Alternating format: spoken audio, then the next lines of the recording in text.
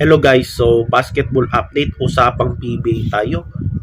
Kung saan meron ng update no about dito sa mga galawan at involved dito ay mga independent teams. So ngayon, kahapon nag-video ako bago nabasa ko yung mga update no sa trades kung saan meron ng mga trade na nangyayari at bago magsisimula itong draft day no sa darating na linggo. So meron ng mga nababasa kong trades ay kung saan yung isa yung 3-team trade, tapos yung pinaka-shock dyan yung number 2 pick ay tinrade na no sa another independent team. So babasahin natin at sino-sino ba yung involved dito sa mga trades.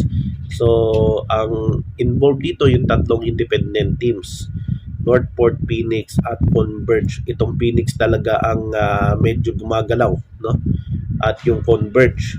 So Northport or magiging itong Star Blends or Titan Max, Phoenix at Converge. So babasahin natin yung isa, yung 3-team trade. So pag-usapan natin ito. So na-approve na ito ng PBA, yung 3-team trade. Involved ang Converge, Phoenix at Northport. So binalita na ito ng Inquirer at via Jonas Tirado at pinost ng Basketball Zone sa FB. So itong Northport ay nakuha nila itong si Gio Ambohot mula sa Converge. Phoenix nakuha nila si Evanelli sa Northport ito. Converge ay nakuha nila yung rights ni Larry Muyang. So unahin natin si Larry Muyang. Si Larry Muyang ay nakapaglaro ito last season. Parang isang conference lang ata naglaro itong si Muyang. Tapos after that ay lumipat siya sa MPBL. So parang na indefinite ban itong si Muyang. Ewan ko nalip na ba yung ban niya. So ngayon ay tinrade si Muyang papuntang Converge. Phoenix itong si Muyang eh. So medyo familiar ito kay Larry Muyang dahil makakasama niya sa Converge ay yung mismo yung coach niya sa Pampanga. Dahil itong si Delta Pineda na Vice Governor din ng Pampanga ay posible yan na magiging head coach ng Converge. Hindi pa opisyal yung magiging coach ba si Pineda ng Converge at papalitan niya si Franco Atienza. So si Franco Atienza interim coach lang yan no. Si Franco Atienza pinalitan niya si Aldin Ayo. So until now interim coach pa rin siya, hindi pa siya nagiging regular coach ng Converge. So ayun dito sa mga baka si Delta Pineda na yung bago nilang head coach at parang hindi pa official ito. So ngayon itong si Larry Muyang ay kinuha nila. So once itong si Delta, si Coach Pineda magiging head coach ng Converge, so lalagyan niya yung mga players ng Pampanga dito. Baka kukunin din niya itong si yung mga players ng Pampanga, plus baka itong si Encho Serrano kukunin din nila. So yan yung dito sa Converge, plus mukhang ipupurso din nila itong si Mikey Williams kasi nagbalik na yung kanilang team manager na si Jacob Lau. Baka ipupurso nila itong si Mikey Williams. So medyo itong Converge nagpapalakas ngayong off-season. So abangan natin itong Converge guys no. So itong Northport nakuha nila si Gio Ambohot from Letran ito. Nasubaybayan ko ng laro nito. So medyo first round pick ito si Ambohot, third round pick no. Sunod ata kay Justin Aranya no. So itong si Gio Ambohot nung naglaro siya sa Converge, halos hindi siya ginagamit. Lalo na yung pagdating ni Justin Baltasar. So magaling naman ito si Ambohot, medyo may depensa ito kaso hindi siya ginagamit ng maayos ng Converge. Mismo backer pa siya ni Aranya. So medyo siguro tinrade na lang ito papuntang Northport. So yung Northport medyo nangangailangan din ng mga ng forward no kasi nawala na diyan si si Arvin Tolentino. So yun ang nakuha ng Northport or kung maaprubahan magiging ano na sila Star Blends or Titan Max ba. So makukuha nila itong si Gion Bucot. Phoenix, nakuha nila mula sa Northport itong si Emanelli. So si Emanelli, Lasal, bago naglasal, nag-San Beda ito, mga 2 taon ata, mula high school hanggang college. Tapos nag-transfer siya sa Lasal, mga 3 years siya doon. So itong si Emanelli, makakasama niya sa Phoenix itong yung mga katimik niya sa Lasal, si Francis Escandor. Tapos makakasama din niya yung mga pogi dyan, no? Kagaya nila ni Tyler Tio, Richie Rivero, nakalaban nila sa sa UAP, no? Si Richie Rivero, ewan ko hindi na, no? Si Richie Rivero, kay Balungay, yung mga Ateneo. So yan yung makakasama ni Emanelli. So medyo Ateneo, Lasal yung yung Phoenix. So si Emanelli, si Escandor, tapos yung coach nila si Willie Wilson, Lasal din yan. Tapos si Kay Balungay, Tyler Tio, at yung team manager nila si Paulo Bugia, mga Ateneo yun. So ito yung nasa Phoenix. Tapos yan yung tatlong trade, no? 3 team trade ng PBA. So isa pang trade ito. Isa pang trade na naman ay involved na naman itong Converge. So hindi na involved Northport dito. Phoenix at Converge. Kung saan itong ayon dito kay sa spin.ph ni Homer Sison at parang na-approve na ng PBA Commissioner's Office, kung saan nakuha ng Converge yung number 2 pick. So ibig sabihin yan, yung Converge ang kukuha ng number 2 pick from Phoenix dahil tinrade nila yung number 2 pick plus future second round pick. So meron silang future second round pick plus yung number 2 pick ngayong PBA draft. So grabe itong Converge, guys, no? Tapos nakuha ng Phoenix itong kapalit, itong si Brian Santos, tapos yung Fiber Xers na number 8 pick. So di na masama yan, guys, no?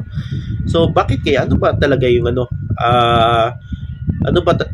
ba talaga yung pakay ng Phoenix dito? Bakit tinrade nila yung number 2 pick? 'Di ba sabi nila need nila ng big man. So gumawa ako ng mock draft, baka si Giocho yung kukunin nila. O di kaya itong si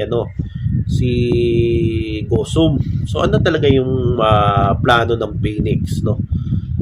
Sabi nila gusto nila yung Maladorian Peña. So siguro kung Maladorian Peña yon, baka si Gosum nga o kaya si Sean O'Malley, no? So bakit kaya, ano ba talaga yung plano ng Phoenix? So di ko alam kung bakit. So abangan natin yung talagang pakay ng Phoenix, yung plano nila. So bakit nila tinrade yung number 2 pick? So sino ba talaga yung dapat nilang kunin?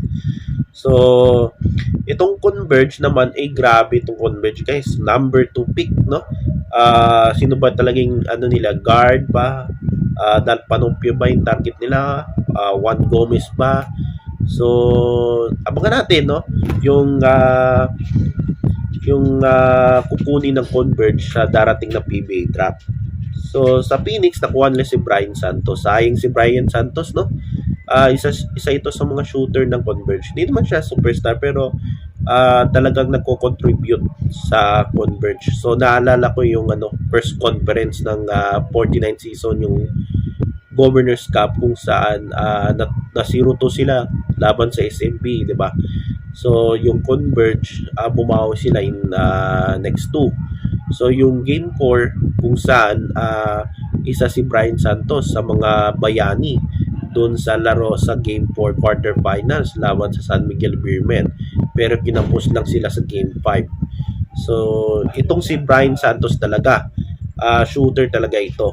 So makakatulong yan sa Phoenix. So hindi naman na itong Converge naman meron din silang nakuha. Si Larry Muyang, tapos yung number 2 pick, Tapos meron din sila nakuha baka sa second round o sa third round. So kukuha sila siguro mga taga Pampanga yung kunin nila. Tapos ipupurso pa nila ipupurso nila uli itong si Mikey Williams, tapos na-renew na si Shawnee Winston. So grabe talaga itong Converge, guys, no? Talagang gumalaw talaga ngayong off-season. So merong mga theory, yung mga sinasabi ng mga fans kapag independent teams ang gumalaw, fair yun trade. Pero pag SMC trade, kung SMC teams ang gumalaw, hindi na patas yung trade. Tapos sinisisi pa yung PBA na bulok na, walang kwenta PBA. So yan yung mga reaction ng mga ibang fans, no? So ng mga ilang fans, kapag independent teams, talagang fair trade, sasabihin nila fair trade, maganda ito, maganda yan sa PBA. Pag SMC teams, wala na. Sasabihin nila bias, lopsided trade daw. So yun yung mga reaction. So yung theory ko dito, parang meron ng pagiganti eh. Kaso kung theory paniniwalaan mo, parang meron ng pagiganti. Kasi itong Converge, independent team ito, talagang gusto na rin nila na talagang lumaban, no? Gusto nilang pantayan itong mahirap pantayan yung mga naglalakihan, lalo yung mga SMC teams. Pero meron silang guts, no? Meron silang guts. At tingin ko parang meron parang nagigantian na kasi ginawa rin nila yan sa ginawa na rin nila yan, ginawa na ng ng SMC at saka MVP team, lalo na yung isa. Kasi itong NLEX at Meralco, MVP team din ito, pero parang palagi yan nasa gitna, palagitna sila. Pero yung talagang gumagalaw talaga itong Tok and Tex. Of course, sila yung nauna, no? Before sila dumating, no? So, ginawa na rin ito ng mga SMC teams, no? Yung tatlong SMC teams. So, medyo itong mga independent teams, kagaya ng Converge, lumalaban na rin, no? So, dapat na itong SMC. Dapat maalarma na ito. Posible maalarma na ba itong SMC? Kasi kapag nagiganti itong medyo naging palaban na itong Converge, lalo na. So, mas lalo silang lalakas at magiging threat ito ng SMC teams. So, dapat sana yung suggestion ko magbuo na sila ng parang independent group, no? Independent coalition, kung saan pwede pangunahan ni Coach Yao, pati ni Pineda, no? Involved dyan Converge, yung mga independent teams, guys. Converge, Rain or Shine, Phoenix, baka Blackwater, pwede nyo isali dyan. If talagang totohanin na talaga ng Blackwater, no? Na hindi na sila So yun, guys. Tapos observant kasi nasa palagitna sila Meralco and Lex. So pwede silang magsama, no? Bilang independent, parang independent group, no? Independent faction. So magkakasundo sila, lalo na sa mga trades, kung may mga trades mangyayari. Halimbawa, yung SMC teams, gusto nila kunin yung isang big man. Halimbawa, yung isang big man mula sa independent teams. Dapat yung independent teams, yung in-demand nila, yung isa pang star nila. So, papayag kaya yung SMC pag ganito, medyo malabo, no? So, maganda yan kapag nagsama-sama itong independent teams at nagbuo sila ng grupo. Kasi parang ang nangyayari sa PBA ngayon, parang sister team na. So kailangan din itong independent teams, dapat hindi sila mapag-iwanan dito sa mga nagsisister team dyan sa PBA. So kailangan meron silang parang faction, no? Grupo. So involved dyan, sabi ko, yung Converge, Rain or Shine, yung mga independent teams, Phoenix, yung alleged na farm team, yung Northport or Pure Blends, tapos Blackwater kung gusto nilang sumama, no? So dapat sana meron silang grupo, talagang faction para kung may mga galawan diyan. So kasi sinasabi ng mga fans, maraming fans nagsasabi pag independent teams ay medyo yung galawan diyan medyo fair, no? Medyo fair and square talaga, hindi bias. So kapag SMC teams nag-deal sa inyo, so dapat sabihin nila dapat kunin din namin yung isa pang player nyo kasi kailangan din namin yan. O kung halimbawa dinemand nila yung big band mula sa independent teams, so magsasabi yung independent teams na kunin namin ito, shooter ito bilang kapalit namin, no? So medyo mahirap yan para sa SMC teams. So medyo threat itong independent teams at talagang mas lalong palaban sila. So itong Converge, nakikita ko parang gumagalaw na rin, no? So yan yung abangan natin. So medyo problema lang sa Converge yung management nila. So kailangan talaga ayusin yan.